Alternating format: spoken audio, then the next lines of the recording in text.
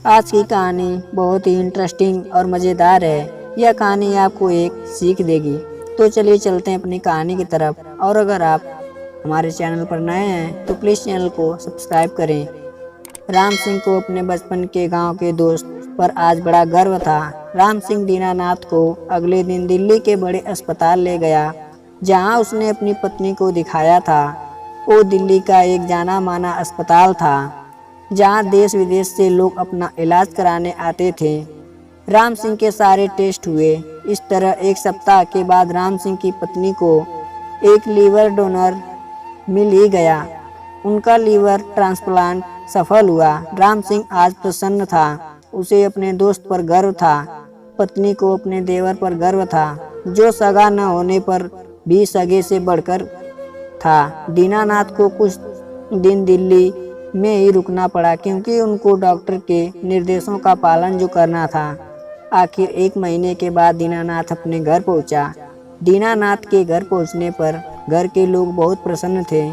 आज दीनानाथ अपने को गौरवान्वित महसूस कर रहा था, क्योंकि उसका एक ब्राह्मण दोस्त उसके काम आया। राम सिंह ने दीनानाथ के घर वापस जाते वक्त अनेक कपड़े गिफ्ट में दिए थे और साथ ही कुछ रुपए भी दिए थे। दीनानाथ ने जब यह सब अपने बच्चों को दिखाया तो बच्चे प्रसन्न थे। वे अपने पिताजी से बोले कि तुम 1 महीना में इतना कमा सकते हो तो घर बैठने का फ़ायदा है क्या। दीनानाथ के बच्चों को उनके ऑपरेशन लीवर डोनेट वाली बात पता नहीं थी। उसने सोचा यदि उसने घर में बात बताई तो घर के लोग नाराज हो जाएंगे, इसलिए वो चुप था। जब घर के लोगों ने दीनानाथ से उपहारों के बारे में पूछा तो दीनानाथ दोस्त की बात बतलाई कि अपने दोस्त के घर शहर गया था, उसने ही ये सारे गिफ्ट दिए।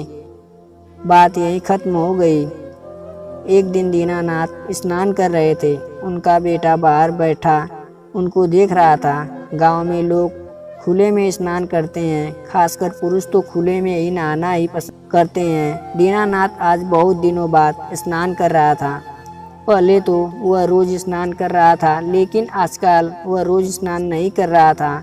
शायद उसको डर था कि कहीं उसकी बात बच्चों को पता चल न जाए। आज यही हुआ। जब दीनानाथ स्नान कर रहा था, उस दौरान उसके बेटे की नज़र उसके ऑपरेशन वाली जगह पर गई तो दीनानाथ शक पका गया।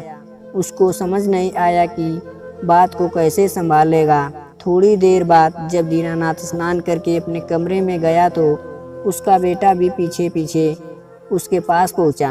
बेटे ने पिताजी की घाव जो ऑपरेशन द्वारा हुआ था, जो कि अब भर चुका था, उसका जिक्र किया।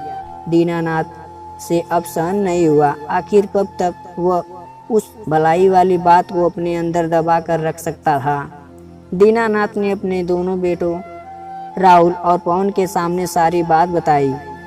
पहले तो बेटे अपने बाप पर बहुत गुस्सा हुए, लेकिन जब उनको पता चला कि जो लीवर उन्होंने डोनेट किया है वह साल भर के अंदर अपना स्वरूप ले लेता है, तब जाकर उनकी चिंता दूर हुई।